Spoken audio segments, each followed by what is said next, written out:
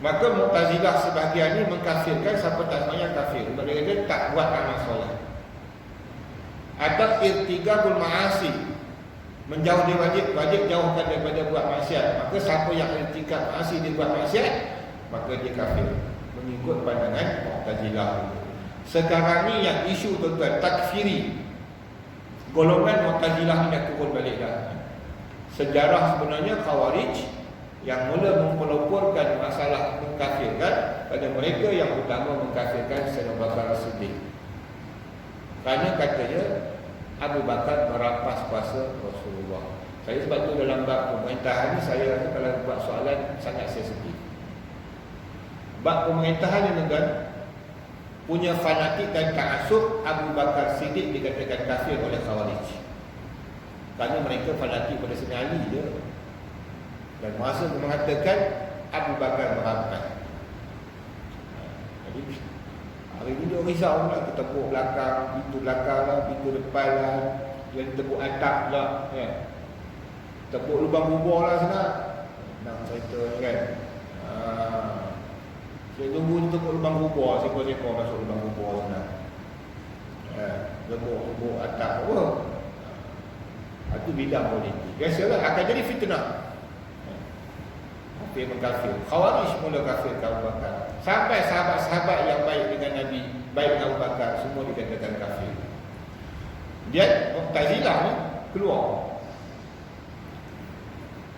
Yang bawa pahaman Khawarij siapa? Yang menyebarkan dia Syiah. Itu Syiah dikata mazhab tertua. Lepas tu Mu'tazilah. Mu'tazilah ni dia mula-mula nak berbenteras pahaman Khawarij yang mengatakan siapa buat dosa besar kafir. Mula-mula dia ni datang nak menjadi benteng lah, mempertahankan. Akhirnya kita tengok Mu'tazilah ni, kalau kita baca sejarah Mu'tazilah, dia banyak peringkat. Jadi Qadariyah, tu daripada Mu'tazilah tu. Mula-mula dia kata tak kafir. Lama-lama bila dia buat kaji, dia kata tak boleh, memang kafir siapa tak sembahyang. Maka pahaman Mu'tazilah yang macam ni yang datang sekarang hari ni, yang di Syria mengkafirkan orang Islam. Syiah kafirkan Sunni, ya, kononnya Sunni kafirkan Syiah. Maksudnya dua-dua tu bukan Sunni. Ahli Sunnah wal Jamaah dia tak mengkafirkan sama Islam. Itu benar-benar Ahli Sunnah wal Jamaah. Ini pahaman datang dari Mu'tazilah. Dia balik pada akhir zaman. Sikit-sikit kafir, sikit-sikit dia kafirkan orang. Kafir. Sebab dia fahamkan buat dosa besar kafir, tinggal kewajipan kafir. Itu bukan pahaman Ahli Sunnah. Ahli Sunnah dia dua tu, beriman seseorang, percaya, tasdik, iqrar lisan, lidah dia bercakap, asyhadu an la ilaha illallah wa asyhadu dia percaya dalam hati dia dengan apa yang dibawa oleh Nabi SAW daripada agama, dia yakin, percaya, maka dia Islam walaupun dia tak sembahyang. Cuma dia fasik. Dia faham dia tu. Hari ni dia ada bercampur aduk dan orang ni tak sembahyang kafir, antara salat dan ta'ami dan faqad kafara jihara kata. Siapa yang tinggalkan sembahyang dengan sengaja maka dia kafir nyata. Kita ada ni ilmu ni, dia guide kita, jaga kita. Saya ada dengar lah hadis tu kata siapa tak sembahyang kafir. Tuan-tuan berhenti dulu kejap, jangan pakai lagi hadis. Ini telah diiktimat oleh ulama. Maka dia dah tengok dah hadis kata kafir, hadis kata tak kafir, hadis kata gini, Quran kata gini, baru dicantum jadi satu hukum. Yang tadi pecahan dari Quran hadis yang belum diolah, tu kita ambil ayat tu. Sedangkan ayat tu bukan masuk kafir sebenarnya. Pok itu hukum orang kafir. Itu yang salah. Sebab tu tak payah kita besar nak jaga akidah kita, soal kecil. Jangan mudah kita gunakan ayat Quran, hadis untuk hukum. Balik pada faham. Sebab yang ini telah disepakati ulama, bukan pendapat ulama. Kita selalu letakkan ini sahaja pendapat ulama, kita pakai Quran. Itu kaedah yang sangat salah. Ya, pendapat ulama ni sebenarnya daripada Quran dan hadis. Dan orang jahil wajib ikut ulama. Bukan orang jahil boleh pilih nak pakai ulama ke Quran. Siapa yang kata gitu? Salah. Saya tak berapa suka lah ikut ulama, saya ikut Quran. Itu bukan kaedah semua. Al-ulama warasatul anbiya. Ulama itu pewaris Nabi. Di bawah apa yang dia faham daripada urusan agama. Okey, agama terhimpun dalam 3 perkara. Apa 3 tu? Islam, iman, ihsan. Ni 3 benda unsur dalam agama yang penting. Iman, Islam dulu, iman dan ihsan. Mana dapat pecahan ni? Kita kena mengaji hadis kan? Hadis, kata ringkas je, kisah hadis Jibril alaihi salam. Dia panggil hadis Jibril. Disebut oleh Imam Nawawi dalam kitabnya 2, dalam apa ni yang saya tahulah. Kitab Nawawi banyak. Ya, dalam hadis Bagulung satu, ya, dalam Riyadhus Shalihin ada, ya, menceritakan tentang kalau Riyadhus Shalihin dia kata babul ihsan. Dalam hadis lain dia kata bukan bahasa, dia kata hadis Jibril. Hadis Jibril ini masyhur di mana satu ketika Nabi bersama dengan sahabat dalam masjid, tuan-tuan. Sebab tu saya di mana-mana tuan-tuan mengaji pengajian, saya dengan orang tua saya mengaji halaqah. Popular pengajian halaqah, talaqi. Halaqah ni dibuat bulatan. Dia adalah sunnah Nabi. Buat bulan, rapat-rapat itu sunnah Nabi SAW. Jadi saya nak menghidupkan balik sebab saya tengok masyarakat Melayu dah tinggalkan mengaji cara halaqah. Walaupun dalam masjid, talaqi tadi, tapi masing-masing duduk jauh-jauh. Ni PKP saya pun tak bisa dengar lah. Saya tak kata orang tuan, betul lah. Tapi kalau habis PKP saya tak akan hidup macam ni. Kita kena hidupkan balik sunnah Nabi. Jadi cerita tadi ni Jibril alaihi salam ketika Nabi dengan para sahabat dalam masjid, tiba-tiba masuk Jibril alaihi salam. Orang tak kenal Jibril tu. Masuk, tiba-tiba fa'as nada rukbatahi ila rukbatahi. Dia lutut Nabi dengan lutut apa ni Jibril tu belaga dua gitu. Papat. Kemudian ditanya soalan, mahwal iman, mahwal ihsan. Panjang hadis tu saya bagi ringkas lah. Nabi pun jawab, iman tu rukun iman, ya Islam tu rukun Islam, iman tu rukun iman. Maka akhirnya tanya, ya, mahwal ihsan. 3 benda dia tanya. Ya, apa dia ihsan? Nabi pun kata ihsan ta'budallah ka'annaka tarahu fa in lam takun tarahu fa innahu yaraka. Kamu beribadat solat kamu nampak Allah, kamu tak nampak Allah, Allah nampak kamu. Itu ihsan. Ya. Kemudian sampai cerita tentang kiamat. Cerita tanda-tanda kiamat ke apa? Ya, apa tanda kiamat? Nabi pun jawab, aku tak tahu. Bila berlaku kiamat? Jibril tanya, bila berlaku kiamat? Tak tahu. Orang yang tanya lebih tahu daripada orang yang ditanya. Maka dia kata, aku tanya amaratu. Aku dah tahu apa tanda-tanda dia. Itu Nabi Zat tadi tu amatu rabbataha ila akhirih. Habis tu Nabi tanya Umar dengan sahabat ni semua tak kenal siapa yang datang tu. Ya, jubah putih bersih, tak nampak, orang kampung tak kenal. Jadi Umar, kamu tahu siapa datang? Tak tahu. Itu Jibril, ja'a Jibril. Datang Jibril itu mengajar kamu ilmu, mengajar kamu asas Islam.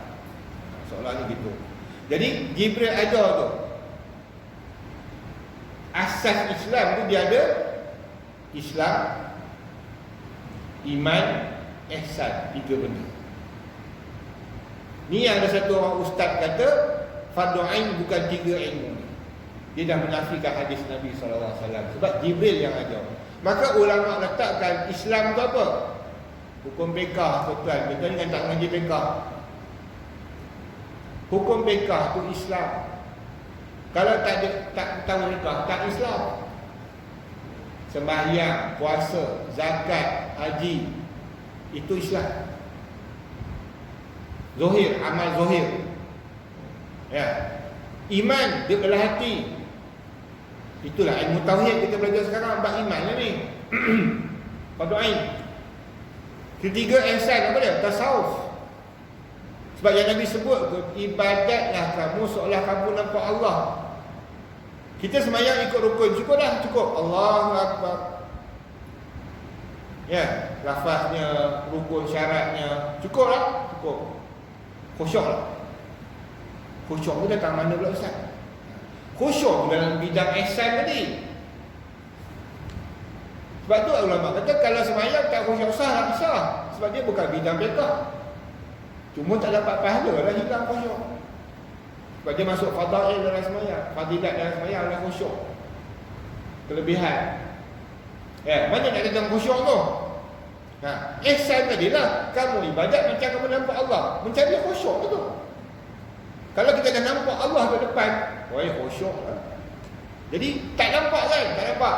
Kamu rasa Tuhan nampak kamu untuk melahirkan khusyuk. Kena ilmu ihsan. Lain, lahirkan rasa sabar dalam ibadah, tahan. Ya. Ni mari nyamuk you 3 ekor, kita pun gerak satu. Gatal sini gerak satu. Pasal apa? Satu tahu tak garung-garung itu. Ni lah kata sabar dalam semayang. Yang tak sabar tu dia garung itu, batal lah habis semayang dia. Jadi dengan ada tasawuf, sabar. Garung itu dia manja je dengan nyamuk. Ya, tak boleh. Cuba luar semayang tak, pang dia tampar sekali. Ya. Dalam semayang tak boleh buat gitu. Maka apa yang mengajar dia sabar? Ilmu tasawuf. 3 benda ni penting. Okey, Islam, iman, ihsan. Okey, apa dia Islam? Islam iaitu mengaku. Mesti mengaku syahadah. Betul, asyhadu an la ilaha illallah, aku naik saksi. Naik saksi tu mengaku lah. Dengan tidak fikir bicara oleh lidah. Sebut dia dengan lidah, dia kira Islam lah. Ustaz, betul ke dia masuk Islam? Islam Ustaz. Dia ucap asyhadu an la ilaha illallah wa asyhadu Allah. Kan? Islam. Dia tak ikhlas, tu cerita lain. Ni berlaku zaman Nabi. Berperang dalam satu peperangan, sahabat Nabi, saya tak ingat apa dia. Ya, pijak dia musuh tu, dia ambil dia pedang, elok dia angkat pedang, baru ucap asyhadu an la ilaha illallah wa anna muhammadar rasulullah. Dia kata dia nak tikam juga lagi, Nabi tahan tangan. Tunjukkan Nabi merdeka. Kalau kita lah, ya, tak dan dah. Ya, angkat tu dia duk ucap piak bagi tak dan tahan dah. Nabi ni merdeka lagi dan tahan tangan, Nabi dia jangan bunuh. Dia bukan masuk kerana masuk Islam bukan kerana Allah Ta'ala kata dia. Dia masuk kerana takut pedang. Nampak? Betul Zohir ni kita nampak dia takut pedang, sebab dia ucap. Ya, tapi Nabi tak bagi ikut tu. Sebab Nabi suruh ikut yang dia sebut dengan lidah. Sebab tu dia kata sini, nampak kitab ni kecil tapi komplit. Ya, mengaku dengan tidak fikir bicara oleh lidah. Ni kata fikir oleh lidah, nampak lidah bercakap je, itu Islam. Hati dia tu dengan Tuhan. Tu iman dia. Dia tipu dengan hati dia, dia kafir di akhirat esok. Tu orang munafik.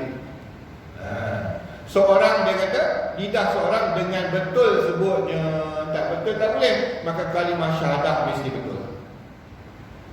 Ya. Serta tidak menolak ni tadi ni, yakni engkar akan perkara agama yang mudah dibawa oleh Rasul. Ini baru masuk bid'ah dia. Asalnya syariat. Okey ya? Apa maksud dia? Engkar. Tuan kena faham makna engkar. Takut orang Melayu tak faham makna engkar. Sebab perkataan engkar ni telah diguna dalam bahasa Melayu. Engkar perintah mahkamah. Jadi kita faham engkar tak buat. Engkar tak buat dah. Dalam kitab siapa orang-orang lama dulu, saya tak tahulah. Saya sempat kelas Fardu Ain Negeri Perak dulu berpandukan pada satu kitab namanya Zadul Muta'allim.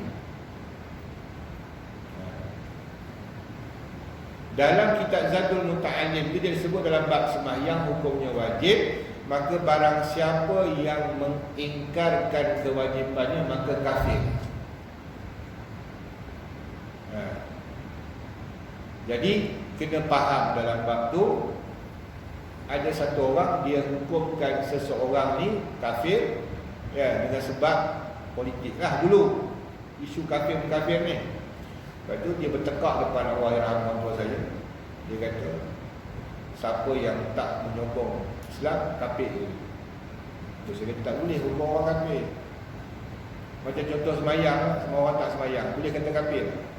Dia kata boleh. Dia buka kitab tu, dia kata orang ni ingkarkan semayang hukum kafir. Rupanya dia tak faham mana ingkar. Ingkar ni tuan-tuan bukan tinggal semayang. Ingkar ni dia kata semayang tak wajib. Tak sama tu, dua benda tak sama.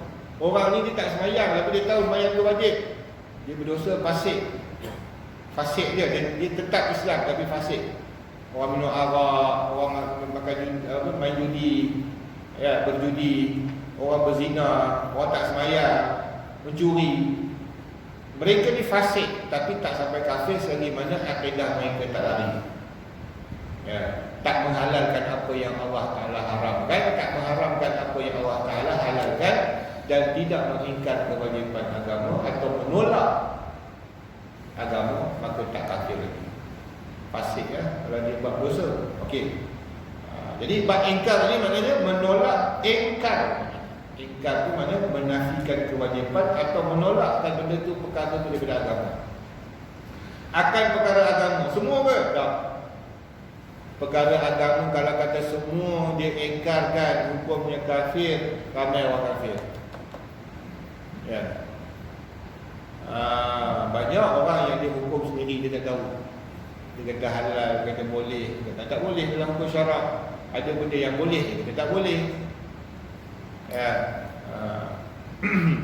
Okey. Maka dia kata yang mudah dibawa oleh Rasul. Jadi perkara yang jadi kafir kalau ingkar, maka hukumnya tengok apa yang dia ingkar. Macam isu hari itulah, isu zaman kafir dulu ni sebab politik. Siapa yang tidak yang menolak politik dalam Islam sebagai Islam, maka dia kafir. Maka ulama boleh tengok situ. Sebab politik ni orang tak tahu kata dia datang dari Islam. Maksud dia benda yang bukan mudah datang daripada bab agama. Jadi bila dia menolak, dia kata politik ni bukan dari Islam kerana kejahilannya, maka tak kafir. Dia tolak kerana dia jahil, berdosa dia tak belajar. Tapi kalau dia dah tahu dah kata politik itu Islam, dia tolak juga, maka hukumnya kafir gitu. Dia kata bidang politik ni bukan bidang berkait dengan agama, tak ada hukum agama. Politik agama. Jadi kan dia memisahkan agama dengan politik. Kalau dia jahil dimaafkan, tapi dia wajib belajar. Berdosa kerana tak belajar. Sebab dia bukan perkara yang mudah dapat pada agama. Politik ni dah jauh dah dalam bidang fardu ain ni, dah jauh dah, tidak perlu dibayar dah. Tak semua orang tahu. Termasuk hukum-hukum lain lah. Tetapi kalau benda tu mudah diperolehi pada agamanya, sembahyang 5 waktu, puasa, zakat, haji, itu yang ditolak. Itu tak kisah kamu orang Islam belajar ke, tak belajar ke, jahil ke, maka hukumnya kafir kalau dia tolak kewajipan yang 5. Macam apa? Itu benda yang mudah diperolehi pada agama, itu tak dimaafkan. Kenapa tak sembahyang? Dia kata sembahyang tu wajib ke? Setahu saya tak. Macam dulu ada kisah kan, dia bersalah, omsor lah, dalam isu arak bagai. Dia kata ada ke arak dalam Quran? Tak ada pun, dia menafikan, kafir. Sebab arak tu makruf. Orang kafir pun tahu arak adalah haram bagi orang Islam. Itu dipanggil benda yang mudah diperolehi daripada agama. Zina hukumnya haram, dia kata tak tahu. Tak boleh tak tahu. Sebab orang tahu zina pun tak boleh. Itu yang mudah dipulai pada agama. Jadi nafi menghalalkan benda itu hukumnya kafir, tak sah iman. Okey, seperti betul dua kalimah syahadah dan sembahyang dan lainnya itu perkara mudah. Dua kalimah syahadah, sembahyang, puasa, zakat, haji, tutup aurat itu termasuk. Wajib tutup aurat, wajib. Kita tak wajib tutup aurat, tak boleh. Benda itu makruf dalam agama, dia benda yang makruf, yang orang tahu dah. Cuma cara tutup yang sempurna tak sempurna tu dia tak tahu. Itu dimaafkan lagi lah kalau tak tahu.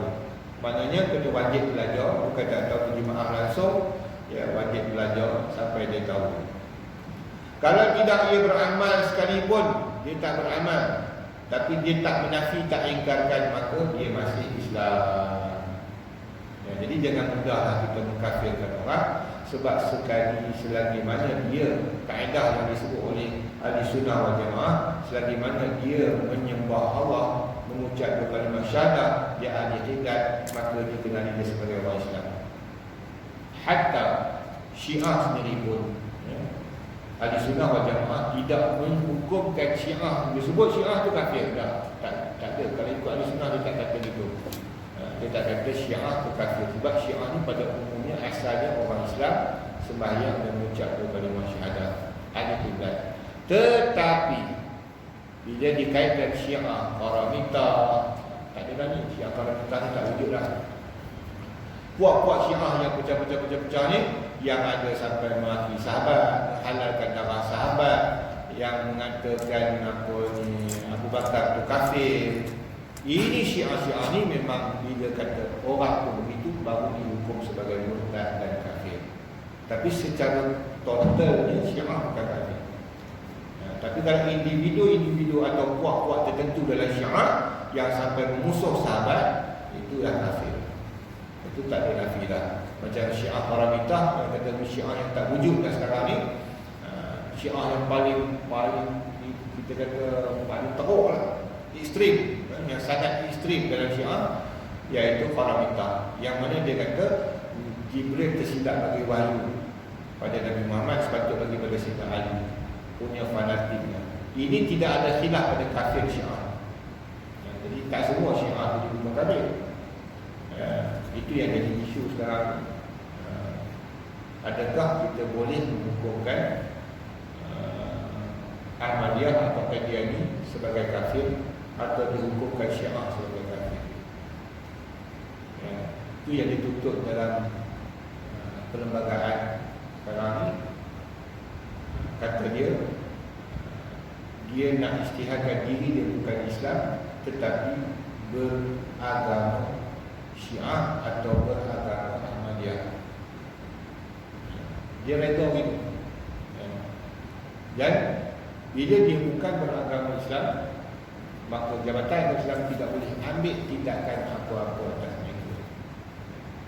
Itu pun dah seolah dia pun nak balik. Dia berapa kali tu dia beragama Mahkamah Islam nak lepaskan kes mereka ditangkap, Ahmadiyah ditangkap pada diri kejemaah. Ahmadiyah ni ramai, Ahmadiyah atau apa tu, saya ambil masa sikit, apa ni, kata Qadiani, dia banyak juga kes. Golongan dia kata sembahyang jemaah dengan tuan-tuan, dengan kita ni, dengan sunnah wal jemaah tak sah. Dia buat jemaah sendiri, dia minta buat jemaah sendiri. Itu oleh kerana Jabatan Agama Islam Selangor, dia adalah bermazhab Syi'i, tapi benar kan orang lain buat jemaah ini kan kebenaran daripada sultan. Itu pentingnya jemaah kasih sultan yang bagi ini kan. Orang dulu dah buat undang-undang betul kan, jangan tukar, jangan mana-mana siapa pandai naik tukar apa orang betul susun. Saya bimbang tu lah sebenarnya. Perubahan politik, tukar orang ni naik mesti baru semua. Esok ni dia buat pindaan atas nama liberal. Ulama tu pandai dah letak. Dia kata berbahas ahli sunnah wal jamaah, ya mesti mendapat kebenaran jemaah dari dalam Islam. Bukan macam Mesir tak wajib dapat kebenaran jemaah dari dalam Islam. Perak ada di Malaysia ada yang wajib. Beralih saya tak tahulah. Tapi saya rasa dia pakai juga undang-undang tu. Mesti minta kebenaran dari Islam tu buat jemaah. Rupa-rupanya ada kelebihannya. Walaupun tak ada hukum syarak. Ya. ikut syarat sah jemaah mana pula mesti minta ulangi lah. Cukup je 40 orang boleh buat, tapi undang-undang tak boleh. Mesti dapat kebenaran ulangi. Kenapa? Kalau tidak, golongan kajian ni akan buat jemaah ini. Ya, dia akan buat masjid baru, dia buat satu kelompok dia dalam berapa orang, 3 orang. Mazhab dia bukan kira 3 orang boleh buat jemaah dah. Ya, dia buat jemaah asing, jadi berpecah. Kita nak tindakan tak boleh sebab tak ada undang-undang. Sekarang ni ada undang-undang. Tak boleh benarkan dia buat. Bagus yang orang dulu buat undang. Kalau kita tak nampak pun tu. Ya. Jadi dia gerak. Bila dia gerak, pasal apa tindakan? Sebab urusan jemaah ni, kamu orang Islam mesti ikut mazhab kami ahli sunnah wal jamaah. Maka dia klaim diri dia kafir, bukan ahli sunnah wal jamaah, dan dia bukan Islam kerana dia tak nak terikat dengan jabatan agama Islam. Ini bahaya. Saya kata bukan susah pun. Kalau betul ni ada lawyer tanya-tanya. Ya. Ijtihad yang dikatakan oleh Jabatan Islam mengatakan mereka ini bukan terkeluar Islam, bukan ahli sunnah wal jamaah. Maka dia masih lagi dalam kelompok Islam, tapi dia bukan ahli sunnah wal jamaah. Jadi dalam arti kata ijtihad zahir, mereka ni bukan ahli sunnah wal jamaah. Hati-hatilah janganlah nikah dengan dia. Ya, kena pandailah orang lain. Janganlah menikah dengan imam. Tapi nak hukum kafir tak boleh. Sebab imam tak boleh hukum dengan kafir. Ya, dia dengan Tuhan mungkin dihukum kafir sebab dia kata ada Nabi lain daripada Rasulullah. Kafir lah. Tapi untung di situ. Maka dia terikat dengan jabatan Islam. Walaupun dia bukan ahli sunnah, dia terikat dengan jabatan Islam sebab masih lagi dikategorikan Islam, tapi bukan ahli sunnah wal jamaah. Bila kita tak ahli sunnah wal jamaah sesat, tak berarti dia kafir. Tak spesifik kafir. Bila nak pegang gitu, nak pegang dia pun jangan buat rumah. Bukan senang politik ni kan. Kalau tak cerdik tak jadi. Nanti kurang takut kita esok. Dia minta, dia tak sanggup. Dia sanggup nak mengaku diri dia kafir, tak boleh sanggup. Janji dia boleh buat rumah baru. Golongan ni, golongan apa benda kita tahu, apa yang dia nak. Kaya. Jadi kajian ini boleh kaya raya. Allah Allah bersuara. Okey. Wallahu a'lam dia. 29. Mungkin Islam menentukan.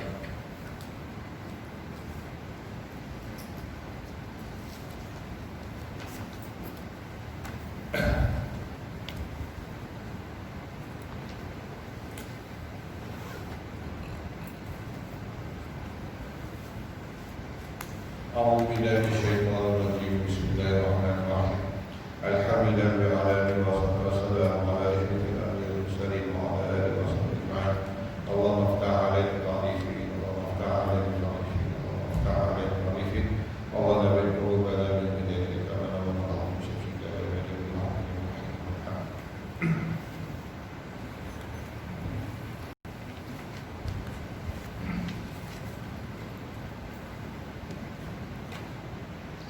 إجابة المصطفى صلى الله عليه وسلم يا أيها الأنبياء الصالحين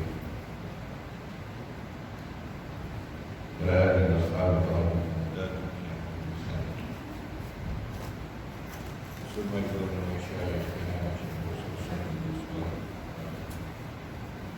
واو كانت المسلمين شغل الفاتحة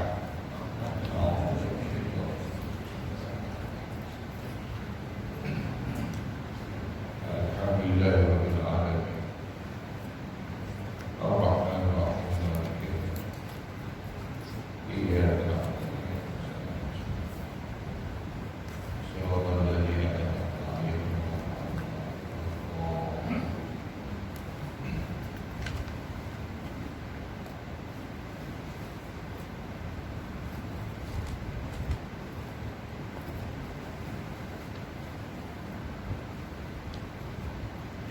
بسم الله الرحمن الرحيم الحمد لله رب العالمين والصلاة والسلام على أشرف الأنبياء والمرسلين وعلى آله وصحبه أجمعين سبحانك لا علم لنا إلا ما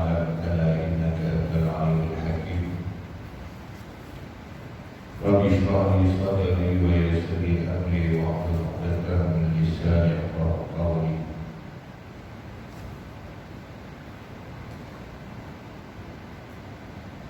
قال المصنف رحمه الله تعالى ونفعنا به وبعلومه في الدارين آمين.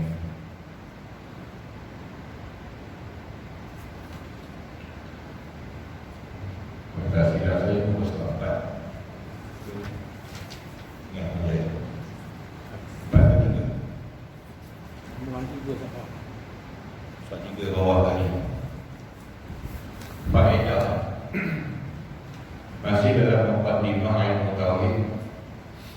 Perbahasan hari itu tentang nama ilmu tauhid. Pembicaraan apa yang dibahas dalam ilmu tauhid. Kemudian faedah. Apa faedah ngaji sifat dahulu? Faedahnya selama-lama dapat kemenangan dan beruntung bagi orang yang tahu, pandai dengan dia, dengannya, dengan ilmu tauhid. Kenapa? Dengan memaham ilmu tauhid, maka memaham siapa dia Allah. Siapa yang kenal Allah, barulah benar akidah dia, kepercayaannya, keimanannya kepada Tuhan yang disembah. Kalau tidak, dia tak tahu siapa yang dia sembah. Apa beza Allah dengan dia? Kalau dia tak tahu beza Allah dengan dia, apa yang berkata kita sembah Kaabah, sembah dinding. Sebab dia tak faham Allah dengan dinding, Allah dengan dia, dengan Kaabah. Kita menyembah Allah, bukan menyembah tiang, batu, dinding. Dan siapa yang tak kenal Allah, maka dia tak diterima sebagai seorang yang beriman. Awwaluddin ma'rifatullah, awal agama mengenal Allah.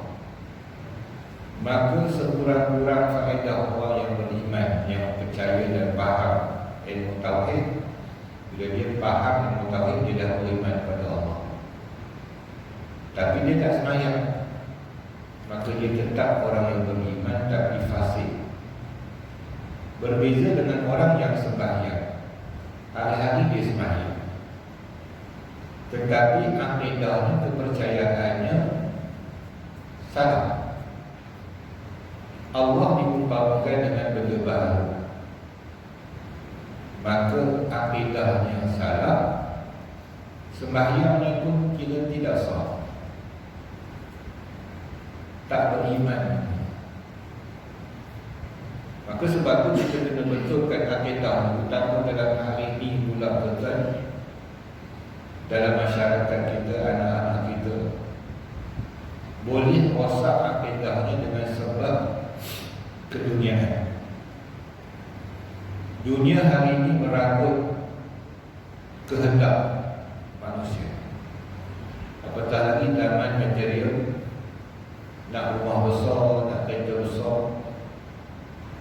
nak belanja hebat, nak makan minum dekat Starbucks, sejawan kopi kat RM7-8. Ini sebenarnya kita nampak normal, sedangkan itu adalah dorongan hawa nafsu menarik manusia supaya jadi mewah. Dia tak nak duduk dalam kepaparan, kemiskinan, dia suka duduk dalam kemewahan. Jadi bila sampai satu tahap dia tak mampu untuk maintain hidup dia, dia nak dapat capai tahap yang tertentu, tak mampu di segi kewangan, pendapatan, maka apa saja jalan yang didorong yang boleh membawa kepada kewangan, kemewahan, dia buat. Jadi skema sewakan gambar blue, yang perempuan ni sewakan dada dia, kemaluan dia dalam YouTube akan bayar dengan berapa orang likes. Ini yang boleh mendorong kepada kerosakan akidah. Walaupun dia percaya pada Allah dan Rasul, kefasikan tadi boleh mendorong kepada berkekufuran apabila dia merasakan halal perbuatannya. Maka dengan kadang-kadang terpengaruh dengan agama-agama lain yang memberi lebih infak kepada mereka, ya, bagi belanja, bagi duit, bagi itu, dan ramai-ramai orang Melayu, orang Islam hari ini memuji gereja. Ini bukan benda yang normal sebenarnya. Ya, kalau kita jauh dengan agama dan kita tak beramal dengan agama, maka contoh yang dibawa oleh masyarakat ini ke gereja.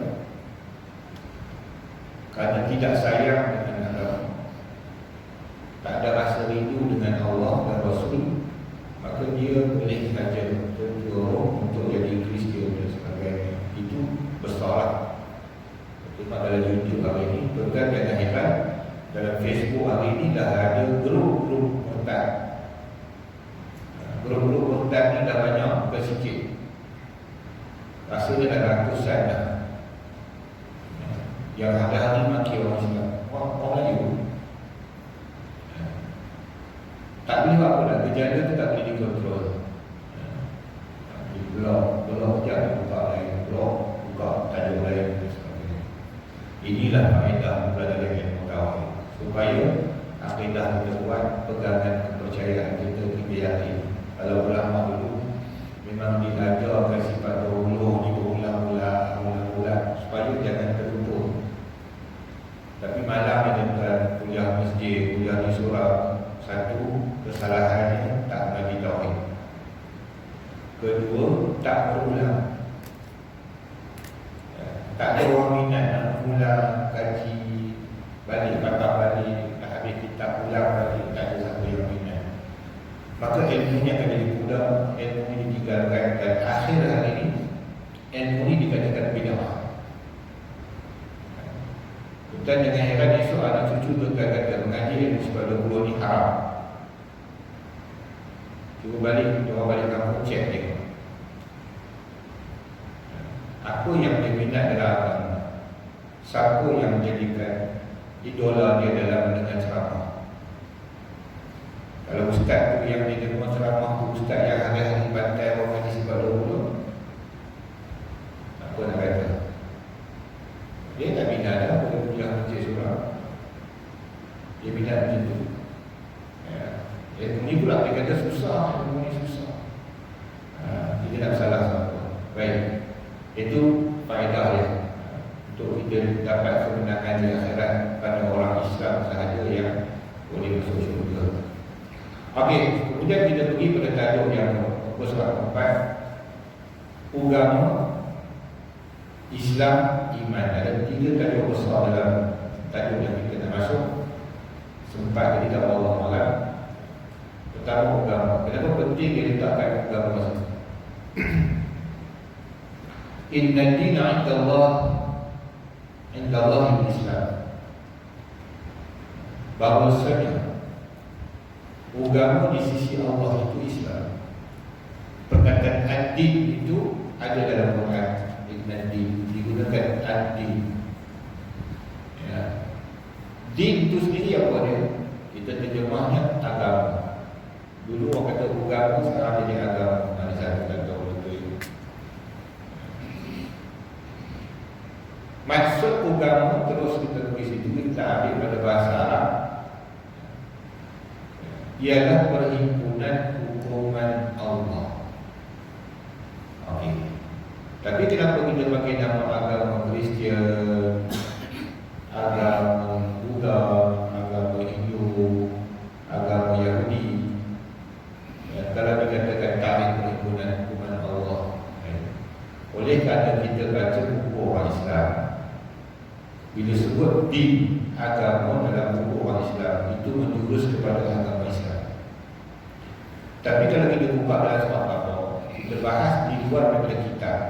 Bila sebut agama dia umum, din beradilan. Setiap agama ini adalah dijadikan sebagai jalan untuk mengabdikan diri kepada Tuhan, mengaku ada Tuhan, orang tu ada agama. Tak kira lah agama boleh. Ya, dia mengaku ada Tuhan yang mencipta alam dan dia mengaku dia menyembah Tuhan walaupun api yang dia sembah. Maka dia ada agama. Agamanya apa? Agama api. Dia panggil Majusi. Ya, sembah matahari, namanya Majusi juga. Ya, jadi kalau ada 100 orang dia sembah, dia kata ada Allah, ada Tuhan, maka dia beragama. Cuma mungkin agama mereka ada sendiri. Macam Ayah bin, ya, dia kata agama Hindu tu dia yang reka. Itu bohong besar namanya. Ya, agama tu lama lah, dia tak pandang ni. Jadi dia macam seolah duduk menjelma kembali daripada alam, sebagai dia Tuhan. Ya. Apa yang berlaku pada ayah bin, ya, kita tak sangka-sangka. Ya. Dia tengok rupa dia, cara dia bercakap, bukan orang itu kan. Mekah dengan Mesir pun tak kenal. Dan dulu dia pun tadi dia punya video. Ya, saat disebut Mekah, saat disebut Mesir, negeri Arab. Ya, pengetahuan geografi pun tak tahu. Itu orang boleh sembah kaki dia. Dan aku dia Tuhan. Sebab apa? Sebab dia kononnya mengorek balik agamanya dia yang buat. Jadi saya teringatkan kisah Uzair. Uzair ni orang Yahudi kata dia Ibnullah. Dia dimatikan sekejap 500 tahun. Hidup selepas 500 tahun. Taurat dah. Taurat, kita Taurat tak ada orang hafaz. Itu kelemahannya Bani Israel. Kitab ni tak ada siapa yang hafaz. Quran ni ada orang hafaz. Bahkan lagi nak akhir zaman lagi banyak tahfiz keluar. Pada itu jaminan Allah ada orang hafaz. Wa annahu la hafizun. Akan dipelihara Quran itu dengan ramai orang yang hafaz. Jangan apa? Huruf dia, baris dia, ayat dia, isi dia. Tapi Taurat tak ada siapa hafaz. Tiba-tiba bila Uzair ni dia hidup lama lah. Kemudian dididurkan dia sekejap, kemudian dia jaga. Masa dia jaga tu, orang lain semua dah mati lah. Yang sebaya ni tak ada lah. Yang hafaz Taurat tak ada lah, mati dia. Tiba-tiba dia seorang yang hafaz Taurat. Maka orang Yahudi ketika tu panggil dia anak Allah, Ibnullah, Uzair Ibnullah. Oh, kalau yang pin orang kata anak Tuhan ke, dia juga. Bani Israel dulu yang ada orang. Dia rasa pelik. Dia rasa pelik kerana tak mungkin ada orang hafaz Taurat. Tiba-tiba ada seorang yang hafaz Taurat. Itu dia dipanggil anak Allah, Uzair bin Allah.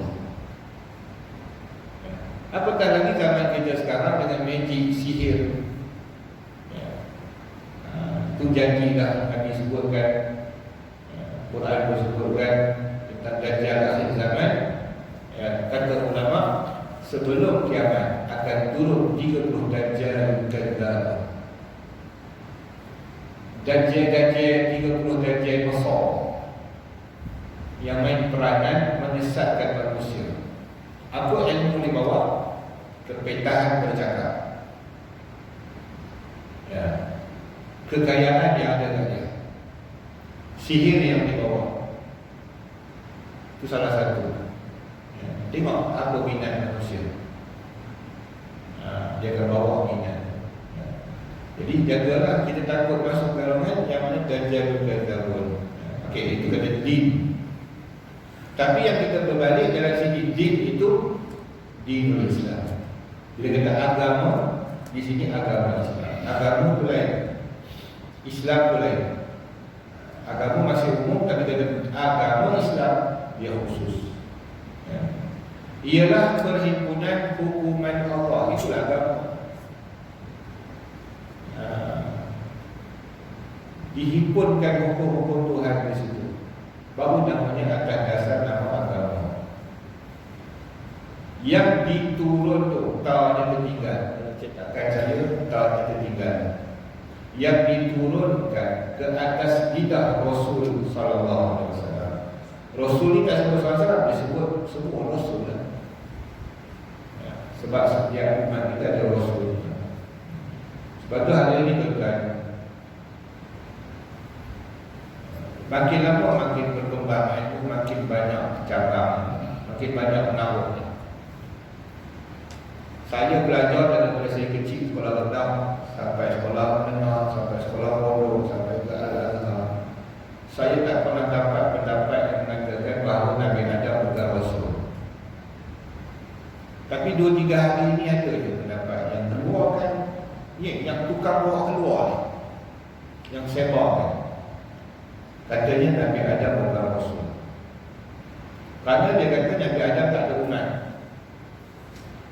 dan tak ada agama yang dibawa. Pendapat sebenarnya mengatakan Nabi Adam bukan Rasul adalah pendapat Ibnu Taimiyah. Tapi bila kata Ibnu Taimiyah yang cakap, hari ini orang semua tak. Dan beberapa punya orang yang mengatakan bahawa Nabi Adam itu sebagai Nabi tapi bukan Rasul. Kita kalau kata itu kurang Nabi yang kita kira dalam kitab Tauhid Nabi ada 25 termasuk Nabi Adam.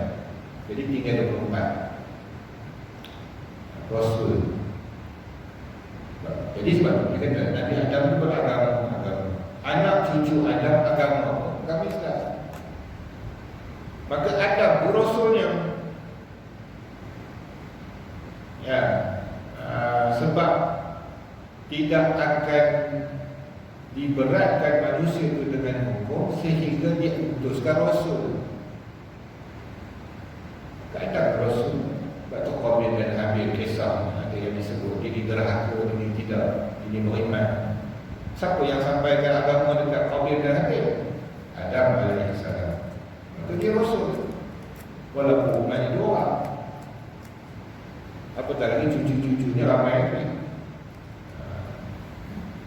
Jabat Ahlussunnah wal Jamaah sebenarnya mengatakan Nabi Adam alaihissalam adalah Rasul. Kalau ada pendapat yang mengatakan Nabi Adam bukan Rasul, itu pendapat yang saja dimasukkan untuk merosakkan pendapat muktamad dalam Ahlussunnah wal Jamaah. Tapi mereka terima dia di mereka Ahlussunnah wal Jamaah. Kita tak tahu sumber ya. Apatah lagi bila disebut dia dimintanya, semua akan mengiktiraf pendapatnya. Jadi, sedangkan dia ada sahaja pendapatnya yang terkeluar dari Ahlussunnah wal Jamaah. Ya. Ada je. Maka dia pula diiktiraf sebagai Ahlussunnah wal Jamaah hari ini. Ustaz-ustaz yang sebut sikit je pasal Ibn Taimiyah dia akan dikecam. Saya tak heran saya nak dikecam. Saya kena beritahu kebenaran. Ya. Orang terima tak terima itu pasal akhirat esok kita tahu. Kita bukan mengkondem ulama, tapi mana yang tak sama selaras dengan muktamad dengan Ahlussunnah wal Jamaah itu tak diterima pendapat. Walaupun dia mengklaim kata dia Ahlussunnah. Ya. Okey. Dan itu baru sikit. Kita akan jumpa lebih banyak lagi benda-benda itu. Bukan sekadar dengan isu punuan, isu talqin, isu buat tahlil. Itu dah remeh kan isu tu. Ni isu baru lah dia baru ni. Tak ada sambutan Allah, tak ada Isra Mi'raj, Nabi hijrah, bukan satu Muharram. Dia saja main isu sejarah. Kemudian Nabi lahir bukan 12 Rabiul Awal. Jadi benda-benda yang akan menggugat kestabilan persatuan perpaduan umat semua. Ya. Okey. Bagi hamba-Nya, agama tadi hukuman Allah Ta'ala yang diturunkan melalui lidah Rasul untuk siapa? Untuk hamba-Nya. Siapa hamba Allah? Semua manusia yang mukallaf. Mukallaf ni kok orang kita tak faham. Apa dia mukallaf? Mukallaf dengan mu'alaf tak sama kan? mukallaf. Kallafa yukallifu taklifan. Dibagi jadi mukallaf tu. Okey. Apa perkataan kallafa? Kallafa makna memberatkan. Sebab tu dia sebut hukum. Hukum Allah ni dia memberatkan kita. Berapa? Beratkan atas bahu kita menanggung kewajipan tersebut. Wajib dah sembahyang maghrib tadi? Wajib. Tu mana diberatkan hukum tu atas apa? Atas kita, bukan atas tiang, bukan atas meja. Meja tak sembahyang tak apa. Dia bukan mukallaf. Kita mukallaf, maka diberatkan hukum sembahyang maghrib tu atas kita. Itu kata hukum agama. Ayam, kambing, lembu tak payah sembahyang sebab dia bukan mukallaf. Tak diberatkan hukum sembahyang tu atas mereka. Jadi siapa dia mukallaf? Yang katakan mukallaf al-aqilu al-baligh, orang yang berakal, orang yang baligh, ya, cukup umur, berakal, ya, sempurna khawas. Jika dikunyah al-Islamu, Islam, berakal, baligh, bagi sempurna khawas, iaitu panca indera, iaitu dia bukan pekak dan buta sekali dan sekali. Dua-dua tu, pekak dan buta atau tak, dan sampai hukum ataupun sampai seruan dakwah Islam. Kalau tak sampai seruan dakwah Islam, maka tak jadi mukallaf. Sebab apa saya tekan itu? Sebab banyak orang tafsirkan ayat la yukallifullahu nafsan illa wus'aha. Allah tidak akan memberati hamba-Nya, ya, melainkan apa yang dia usahakan. Maka Tuhan tak akan uji hamba-Nya dengan perkara yang dia tak boleh buat. Yang Tuhan tak akan uji hamba dia, kata dia, kalau apa ni, kalau dia rasa tu apa ni hamba tu tak mampu buat, maka dia akan uji dengan apa yang hamba-Nya boleh lalui dan hadapi. Itu tak tepat. Tafsiran itu memang ustaz-ustaz pakai ayat itu sebagai tafsiran. Tak tepat. Kerana makna taklif itu, la yukallifullahu nafsan illa wus'aha, tidak memberatkan akan hamba-Nya daripada agama, hukuman, semua hukum daripada bab sembahyang sampai habis, daripada bab taharah, mandi junub, mandi wudu, apa semua tu, itu taklif. Itu hukum Allah. Tidak diberatkan segala hukum tu, ya, atas hamba-hamba Allah, ya, melainkan semua tu yang hamba-Nya boleh buat. Itu maksud dia, bukan uji. Ujian Allah Ta'ala ni dia bukan taklif. Dia bukan diberati hukum. Ujian Allah Ta'ala atas hamba-Nya dia sakit, demam, apa semua itu, ujian terhadap kesabarannya.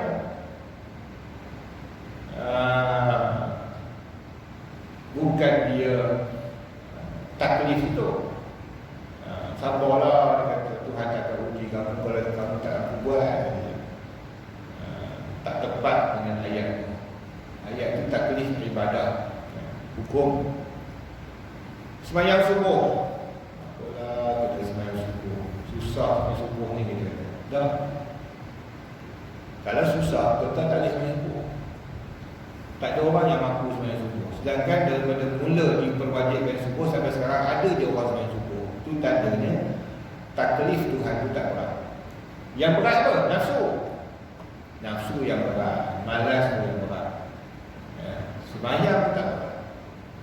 Sebab kalau ada benda lain dia boleh buat, ya. Mana? Kalau tengok bola boleh sampai ke pagi, sembahyang tak boleh.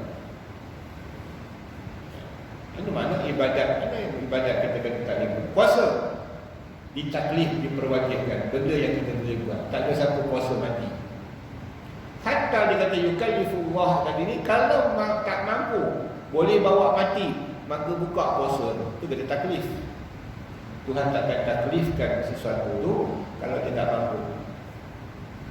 Ya, tak mampu puasa, tak payah puasa, payah bagi dia. Itu kata taklif. Kita ni mukallaf. Okey. Hamba ni yang mukallaf, agama ni untuk hamba yang mukallaf. Kalau tak mukallaf, tak adalah agama ni. Dia tak ada agama, orang gila tak ada agama.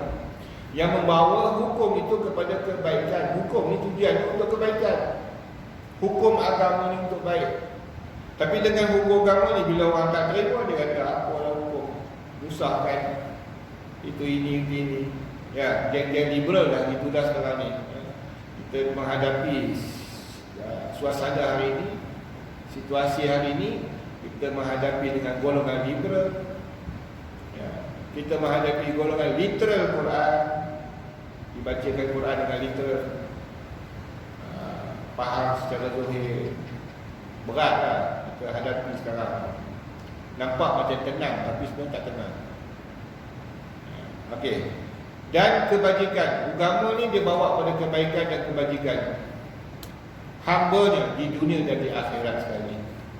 Ya, dia bukan asing. Ini kata dasar akidah ahli kita, agama Islam itu dia bawa dunia dan akhirat sekali. Maka disusun dunia kita. Perkahwinan tu akhirat ke dunia, kahwin ke dunia, tapi disusun oleh agama. Jual beli tu dunia, maka disusun oleh agama. Sebab tu Nabi melarang orang jual beli dalam masjid, sebab dia dunia. Ya, ada orang hilang barang. Ya, dia kata siapa jumpa kasut aku, kata dia. Ya, Nabi kata mudahan Allah Ta'ala tak bagi jumpa kamu kasut barang. Menunjukkan Nabi marah orang tu duk war-warkan dalam masjid tentang kehilangan kasut dia atau barang. Maka ulama ambil hukum tu, berjual beli dalam masjid hukumnya haram. Tapi hari ini masjid ni dah jadi cacat menuar macam tempat enam segala-galanya. Itu ada hukum lah, wal-wakal, tak bahas fiqah di situ. Tapi dah ceritanya orang dah tak tahu hukum sebenarnya. Baik. Jadi jual beli itu memang dunia, sebab tu tak dilarang. Hatta kalau orang bercakap pasal politik dalam masjid, kalau ada orang marah, kita tak kata apa. Sebab apa? Dia dunia. Tapi disusun oleh agama. Politik dunia, tapi disusun oleh agama. Dia bukan ibadah, tapi disusun oleh agama. Taat pada agama jadi ibadah. Makan ni dunia, bukan ibadat. Sebab tu bila tengah semayang makan batal. Kenapa batal dengan makan? Makan dengan semayang dia tak sama, tak sesuai. Masuk tengah makan, tengah semayang makan, minum. Hai, pelik. Dahaga sangat ustaz. Tak ada lagi kau setakat ni orang tengah semayang boleh minum. Saya ni darurat sangat ni, lapar kan ni, dahaga sangat ni minum. Dia suruh berhenti semayang tu minum, lagi semayang lain. Dia tak ada tengah semayang minum, lagi sambung semayang. Sebab apa? Makan minum tu dunia, tapi disusun oleh agama. Makan yang halal. Maka bila dunia tu kata dunia jambatan ke akhirat. Nampak tak?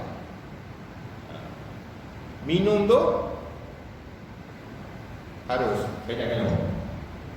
Kita tengoklah. Tapi sebab saya minum ni, nak bagi lancar lah tekak saya boleh mengajarkan. Maka keperluan minum dia tak faham. Asalnya dunia, kita minum kedai kopi dunia, bagi sedap tekak. Tapi kalau nak mengajar dapat pahala. Orang yang bagi air ni, dia derma untuk air ni, dapat pahala sama. Sebab dunia, tapi dia bawa ke akhirat. Baik Jadi disusun, dunia kita disusun. Kahwin, nikah, makan, minum, tidur. Ya.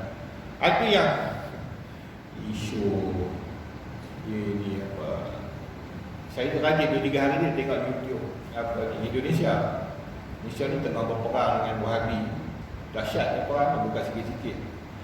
Semua isu dia baca ni. Kita biasalah masyarakat kita hari ni semua macam mana di Malaysia, makanan sunnah, baju sunnah, handphone sunnah tak jumpa lagi.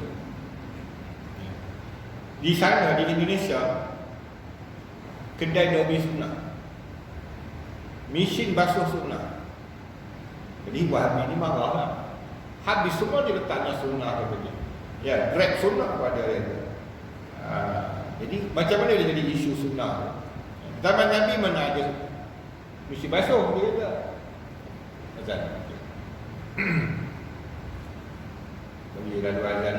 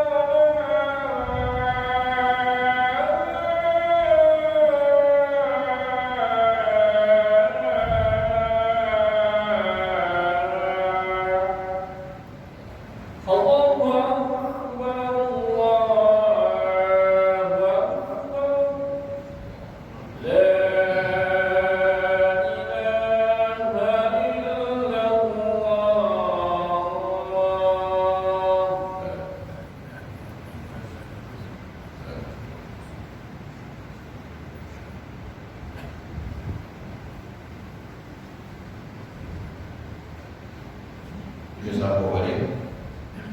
Kisah tadi tu mana ada washing machine sunnah bagaimana guna ada washing machine. Dia bercakap tak tu pasal tu apa yang melibatkan gaduh dalam YouTube sebagai kita tahulah macam adalah dalam mengatur hidup manusia tu dengan bahasa. Lepas tu pakai dia konteks sunnah ni sunnah apa hanya mengikut syar'i lah. Habis kita terus kita kata tanda orang beragama yang sebenar 4 perkara. Jadi agama ni ada betul tak betul? Agama yang diterima Allah Ta'ala agama Islam. Siapa sebenarnya yang kata dia agama diperpegang pada agama Islam? Semua orang pelim di agama Islam. Ya. Orang kafir ni lah. Pertama, i'tiqad yang betul. Okey. Nak tahu betul tak betul, menepati Quran dan Sunnah. sunnah, ijma' dan qiyas. Kalau tak menepati 4 perkara itu tak nama betul.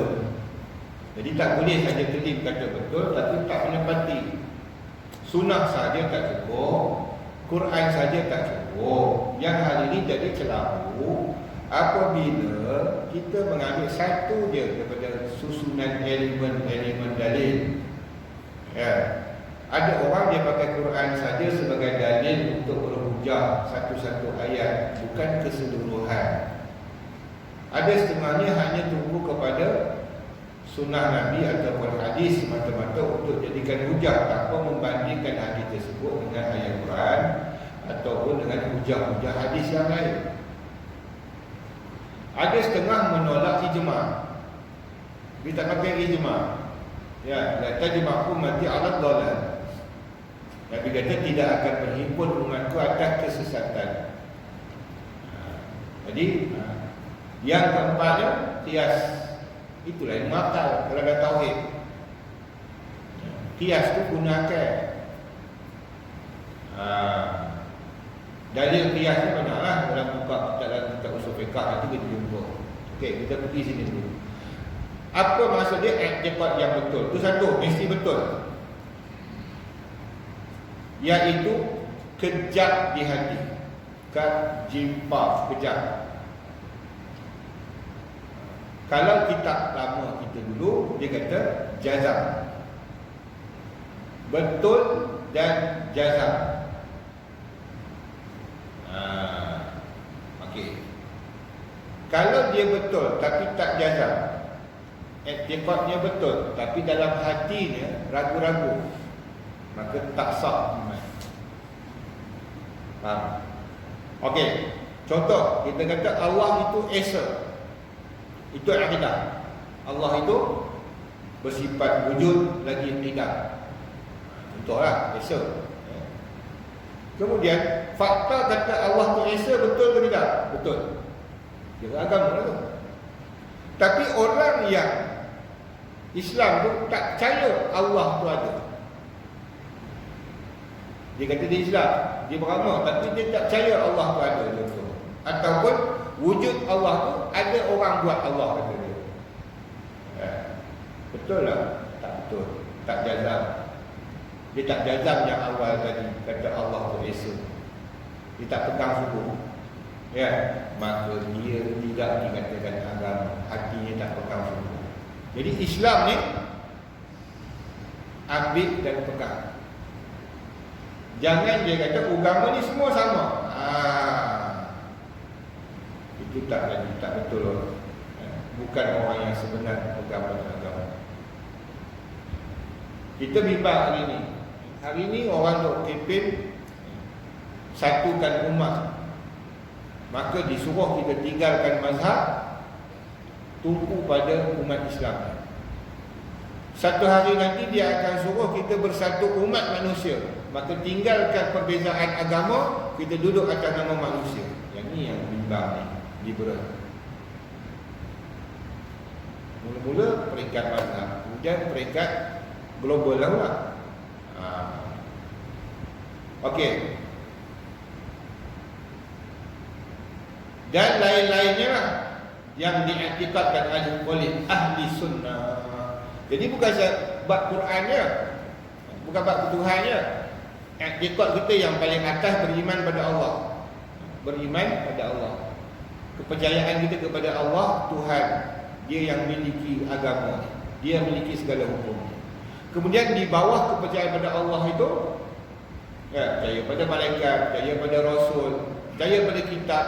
Maka isi kandung dalam kitab Al-Quran itu wajib dipercayai. Itu kata termasuk beberapa bidang yang ada dalam Quran itu diletakkan selain ketetapan pada Allah, bidang-bidang lain yang dimasukkan dalam bab akidah.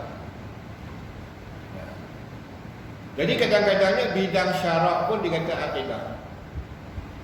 Bidang ilmu syarak pun dikatakan akidah apabila bab hukum mengatakan sembahyang itu masuk bidang akidah apabila hukumnya ijma' mengatakan sembahyang itu wajib. Bukan buat. Bukan antara tinggal semayang tak tinggal semayang itu kafir ke tidak. Ya, sembahyang tu sendiri wajib ke tidak sembahyang subuh? Wajib i'tiqadkan bahawasanya hukumnya wajib sembahyang subuh, walaupun tukang dia tak sembahyang. Dia tak sembahyang, tapi dia kata sembahyang subuh tu wajib, maka dia berdosa tinggalkan sembahyang, tapi dia tak kafir. Tapi kalau dia sembahyang, dia kata subuh tu tak wajib, tu kau sembahyang apa? Dah aku Islam tu sembahyang, kafir dia. Sebab dia mengatakan sembahyang itu tak wajib. Jadi akidah. Jadi sebab tu isunya dalam bidang kita belajar sekarang ni tentang akidah. Jadi kalau bidang akidah, dia banyak kepada 3 forok je. 3 kita bahas. Ketuhanan, kerasulan, ya, dan juga perkara lain. Sampai tak adalah cerita sembahyang, puasa, zakat, haji. Itu bab fiqh. Itu syariat. Termasuk politik, masuk dalam bidang syariat itu yang berkelahi tu. Antara ulama-ulama yang cenderung kepada politik, ulama-ulama yang tak nak pada politik, ya. Jadi bukan tak nak, tak cenderung. Jadi dalam segi disiplin ilmunya, adakah politik ini dia masuk bidang akidah? Tidak, dia bidang syariat. Tapi bila dinafikan, itu jatuh hukum lain. Tidak ada bidang politik dalam Islam, itu dah masuk akidah. Sebab itu masuk keyakinan.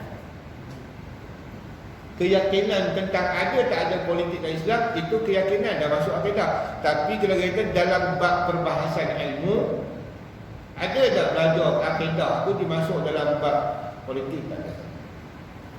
Sebab dia bab syariah, bab guna apa, muamalat. Apa muamalat? Jinayat. Jinayat tu politik lah. Hukum jinayat salah satu bidang politik di pemerintahan. Hukum melantik pemimpin sebagainya. Malam pun ada orang tanya pasal politik. Tak berbualan. Cerita sekali cerita hukum. Dia bidang dia bukan bidang akidah. Jadi bidang dia macam kami. Bila itu dia bicara kalau masuk universiti dia bidang usuluddin apa dia, bidang syariat apa dia, apa yang dia belajar dalam usuluddin, apa dia belajar dalam syariat. Syariat itu hukum akal, peraturan. Akidah itu keyakinan dan kepercayaan. Maka segala hukum syarak, apa dia akidah? Beriman dengan apa yang dibawa oleh Nabi SAW. Itu baru masuk akidah. Percaya. Beramal itu syariat. Okey. Kejap ketuhanan yang lain-lain akibat ahli sunnah wal jamaah. Jadi lain pada bab Tuhan ada.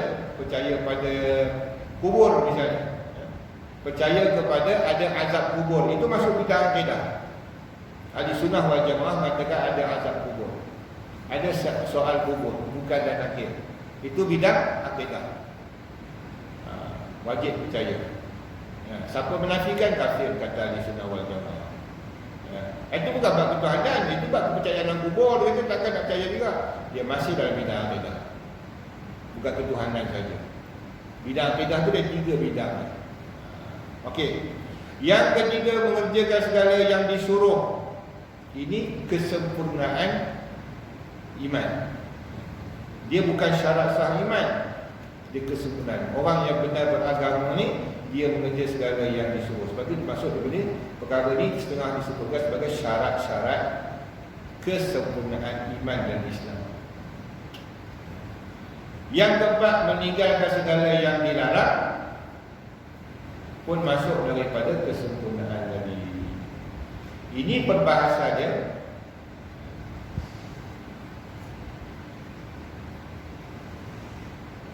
Kalau ahli sunnah wal jamaah, dia syarat iman, syarat Islam dan iman adalah mengucap 2 kalimah syahadah, mengaku dengan lisan, tasdik fil qalbi, percaya dengan hati, itu dah beriman. Ini ahli sunnah wal jamaah. Kalau salafi atau wahabi, dia tambah satu lagi, kerana dia terpengaruh dengan sebahagian daripada Mu'tazilah dulu.